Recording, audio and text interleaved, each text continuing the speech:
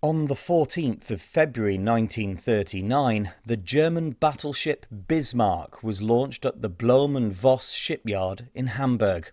Welcome to History Pod.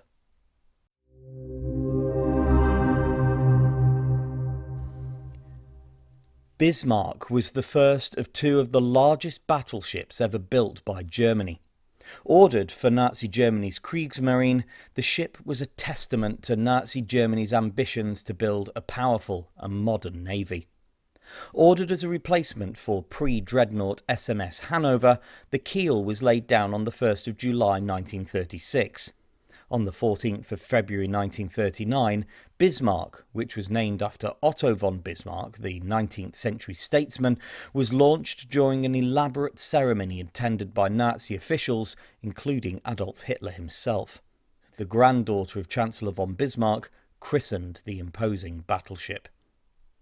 Bismarck's construction marked a significant milestone in Germany's naval rearmament programme under the Third Reich. The battleship weighed over 50,000 tons and was equipped with 8 15-inch guns.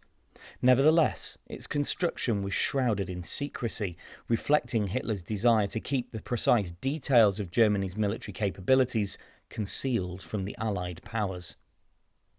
Bismarck, along with its sister ship Tirpitz, was intended to bolster Germany's naval strength and provide a formidable presence in the North Atlantic.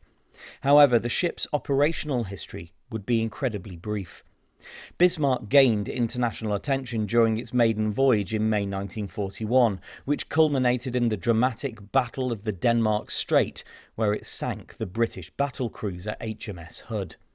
This led to dozens of British ships being deployed to pursue the new German battleship, which was scuttled in the North Atlantic after submitting to extensive shell fire and torpedo hits on the 27th of May. Out of a crew of 2,200 men, only 114 survived.